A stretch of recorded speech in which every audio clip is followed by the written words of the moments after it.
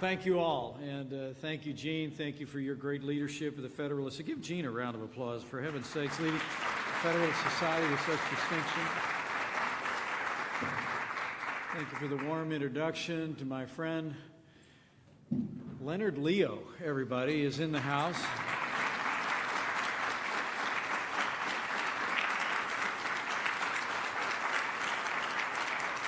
Ambassador Gray, members of the Federalist Society, honored guests, it's a privilege to be with you. It's a privilege to be with you here, in this place, in Congress Hall, at such a time as this in the life of our nation. I bring you greetings, and I'm here today on behalf of the President of the United States of America, Donald Trump, who appreciates the Federalist Society and all that it stands for. It's truly humbling to be in this position and to be in this place today. Thank you, all of you, members of the Federalist Society, for your support and your hard work over the past year. It was quite a campaign, but it's already been quite an administration. Am I right?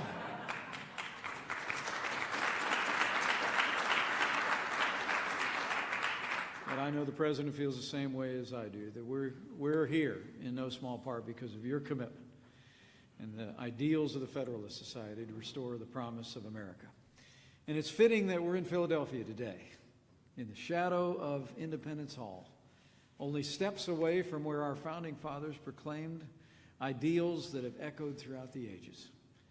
They declared these truths to be self-evident, that we are, all of us, created equal, and that we are endowed not by government, but that we are endowed, as the President himself recited this week in the National Prayer Breakfast, endowed by our Creator with the inalienable rights of life and liberty and the pursuit of happiness.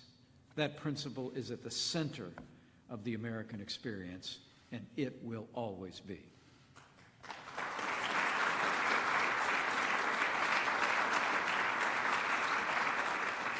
The men who wrote these words will ever be honored in the American pantheon: Thomas Jefferson, John Adams, James Madison, and so many more. The documents they drafted, the Declaration of Independence, the year in which they signed it, 1776, are now synonymous with the freedom of the world. What they did that day is the greatest gift we have as sons and daughters of the United States. It's humbling to be so near to where they pledged to each other their lives, their fortunes, and their sacred honor. Yet our founders were not finished with their noble work, were they? In the words of Abraham Lincoln, they had labored to create an apple of gold. Now they needed a pitcher of silver to frame it in, to adorn, and to preserve the principles at the heart of our exceptional experiment in self-government. And so it would be 11 years later, in the summer of 1787, our founding fathers returned to Independence Hall. They came to craft a framework of government that would protect those timeless ideals, the ideals that bind us together as a people and give us purpose as a nation. They gave us the Constitution of the United States of America.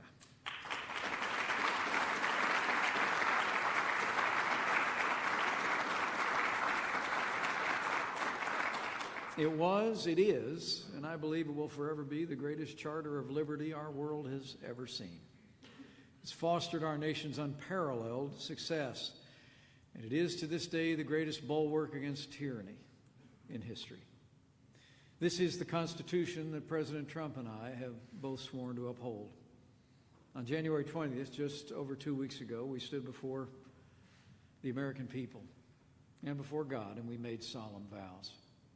In my oath of office, I simply promised to support and defend the Constitution, as did the President, and I promise you, we will keep that oath.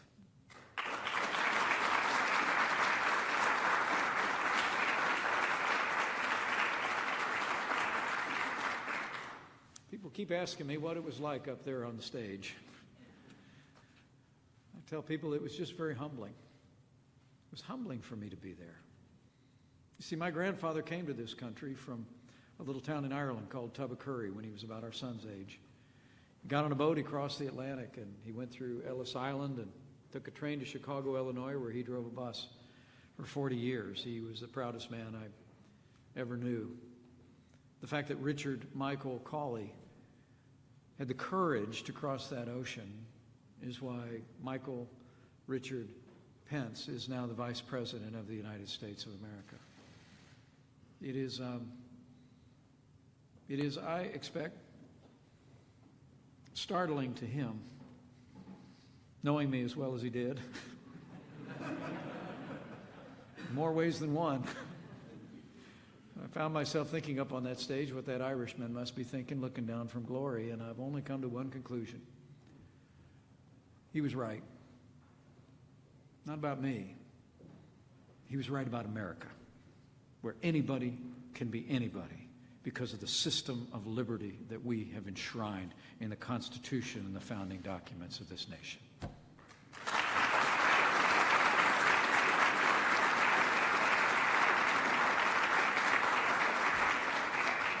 But that moment was made all the more special to me because of the man who administered my oath of office, Justice Clarence Thomas.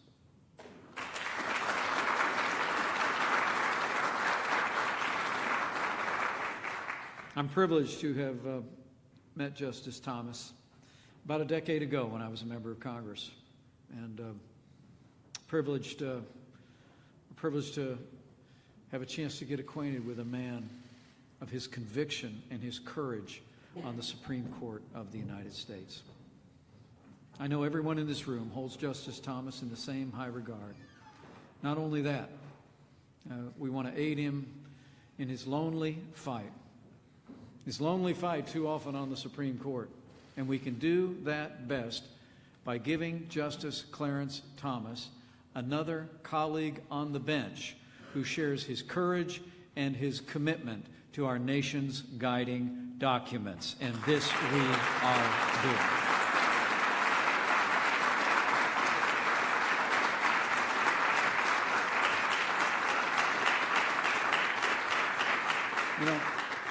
You know, the American people elected President Trump, I believe, in significant part because of his vow to do just that, to nominate someone to the Supreme Court in the mold of not only Justice Thomas, but also of the late and great Justice Antonin Scalia.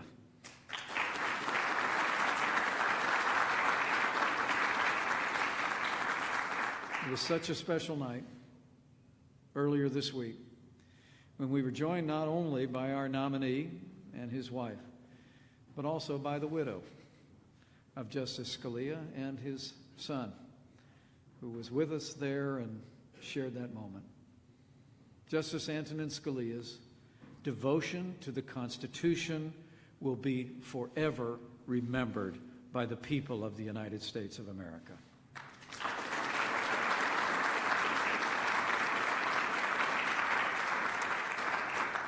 But this was President Trump's promise. And make no mistake about it, my friends, in the Federalist Society, we're in the promise-keeping business in Washington, D.C. now. Before I say any more, it behooves us to remember Justice Scalia's legacy and to honor his memory. We all knew the late Justice, some of you personally, others through his titanic impact on our nation's laws. The Federalist Society actually owes him a great deal. Justice Scalia was one of its first faculty mentors in the early 1980s, I'm told, at the University of Chicago. Our country owes a great deal to him, too. His incomparable opinions, even more his incisive dissents, will stand the test of time, influencing future generations of lawyers through his wit and wisdom. As his successor said the other night, America misses Justice Scalia greatly.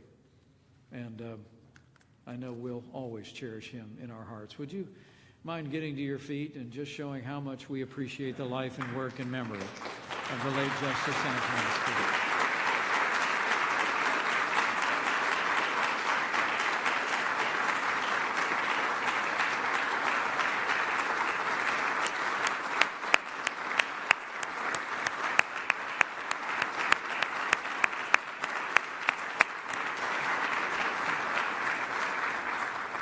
I mentioned before that last week I had the great privilege to speak with the Justice's widow, Maureen. And the President had asked me to invite her to join us at the White House, as I said, for the Supreme Court announcement the next day. But during the conversation, I told her that President Trump was about to nominate a worthy replacement for her husband. And before I could go any further, she stopped me and said, "Actually, that's not how the president puts it." She said, "The president actually told me that no one can replace my husband. They can only succeed him." Isn't that wonderful? And it's true. And we all know why. And that's why President Trump devoted so much energy to picking the best possible nominee. Last year, President Trump took the unprecedented step of releasing a list of the 21 men and women he was considering for the Supreme Court. There was full transparency literally every step of the way. Unprecedented transparency in this process. Each individual the president named shared several key qualifications: sterling academic credentials, a brilliant legal mind, and an unwavering commitment to the Constitution of the United States. 4 days ago, as you all know, President Trump nominated someone who fits this description to a T: Judge Neil M. Gorsuch.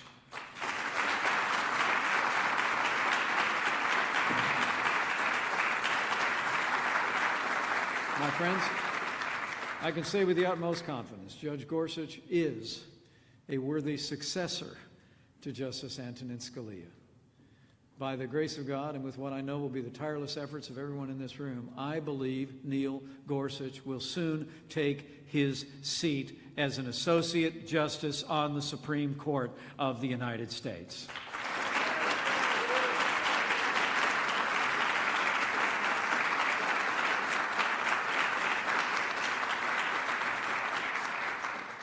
When you get right down to it, Judge Gorsuch, plain and simple, is one of the most mainstream, respected, and exceptionally qualified Supreme Court nominees in American history. But don't take my word for it. That was actually the conclusion of the American Bar Association in 2006. After President George W. Bush nominated him to the 10th Circuit Court of Appeals, the ABA gave him a unanimous rating of well qualified, which is the highest possible recommendation. And the United States Senate agreed. Only 2 months after Neil Gorsuch's nomination to the Court of Appeals, the Senate confirmed him by a unanimous voice vote. And nearly a third of those senators on both sides of the aisle are still serving in the Senate today. A unanimous vote. As President Trump asked on Tuesday, can you believe that? Well, yes, you can. When you look at Judge Gorsuch's record ever since. In his decade on the 10th Circuit, he's established himself as a fair and impartial judge who's been faithful to the Constitution. He's well known by his peers as a keen legal thinker, and just as important, a clear legal writer. It's evident to all that he's a man also of high character and courage, indispensable qualities for a jurist. Over the past few days, it's been amazing to see the outpouring of support from those who know Judge Gorsuch and his work. Ed Whalen from the Ethics and Public Policy Center and the former clerk to Justice Scalia declared him, quote, a dedicated originalist and textualist who, quote, writes with clarity, force, and verve. The Wall Street Journal praised him as, quote, a distinguished choice who will adhere to the original meaning of the Constitution. And Leonard Leo, who of course is here, called him an exceptional jurist. By the way, Leonard, let me say again, how much I and the President appreciate your tireless work on behalf of our country and the Constitution. We are grateful for all you have done.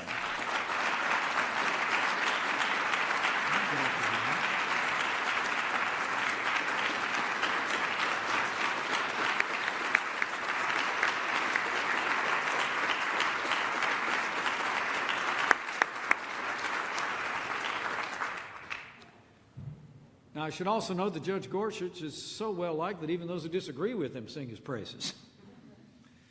Norm Eisen, President Obama's former ethics czar, simply said Judge Gorsuch is, quote, a great guy.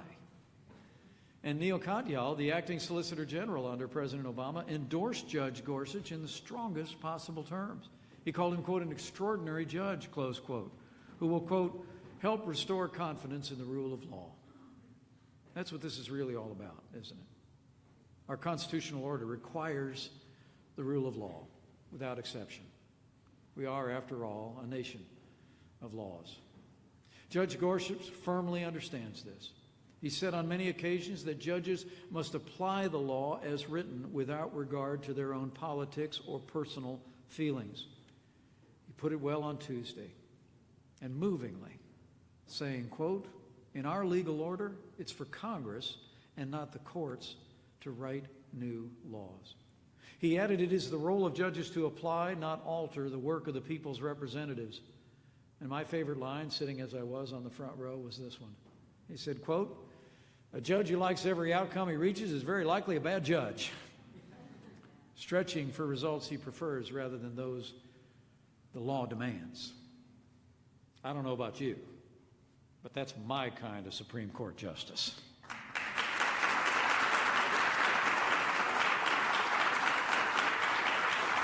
But not just his words. Judge Gorsuch's record on the bench clearly demonstrates his fidelity to the wisdom of the founders rather than the whims of our own day and age. He's written more than 200 published opinions in his decade on the 10th Circuit, and if you read them all, then some have. Which the President's team, I promise you, did. An unmistakable picture emerges. He's an originalist and a textualist who will pick up right where Justice Scalia left off. Judge Gorsuch has such a long history of holding the separation of powers and the checks and balances between the three branches. He also defends the Constitution's unique system of federalism, and he restricts the national government to the specific and enumerated powers enshrined in the Constitution while leaving to the states much more sizable control over their lives and destinies. These carefully calibrated mechanisms, so wisely designed by our founding fathers, are a strong foundation for the protection of the American people's fundamental liberties. By defending them, Judge Gorsuch has shown himself to be a true friend of our freedoms.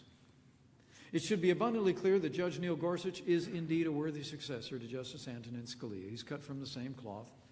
Our Constitution and our country will be stronger with him on the Supreme Court. But we're not there yet, which is why I'm here. First, of course, we must abide by the Constitution and secure the advice and consent of the Senate. The morning after his nomination, I had the privilege of escorting Judge Gorsuch to Capitol Hill for the first time. I'm pleased to report in just a few short days, he's already met with 12 senators in both political parties. And he's making himself available to meet with all 100 members of the Senate if they're willing to meet with him. Of course, several announced their opposition within minutes of his nomination. And now they're even threatening to use the filibuster procedure in the Senate to stop him. Make no mistake about it, this would be an unwise and an unprecedented act. Never before in the history of our country has an associate justice nominee to the Supreme Court faced a successful filibuster. And Judge Neil M. Gorsuch should not be the first.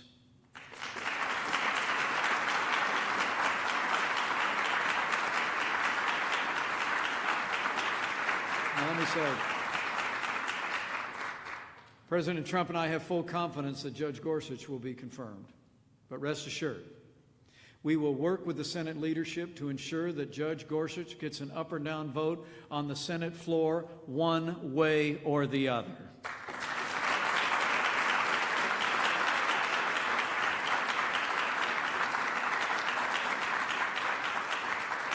This seat does not belong to any party or any ideology or any interest group.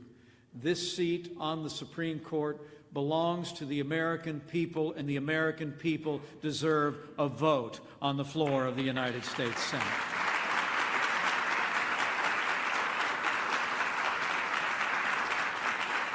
And my friends, this is a historic time for our country. We're on the verge, literally, of reaffirming the supremacy of the Constitution in our nation's Supreme Court. We're giving a new voice to the age-old vision of our founding fathers. We're rededicating ourselves to and our country to the timeless principles that they proclaimed only a few steps away from right where we're standing today. Under President Trump's leadership, we're returning power to the American people, the rightful rulers of the greatest nation the world has ever known. We have much work to do, but I'm confident the grace of God, we will accomplish the task before us. So let me just close by saying thank you.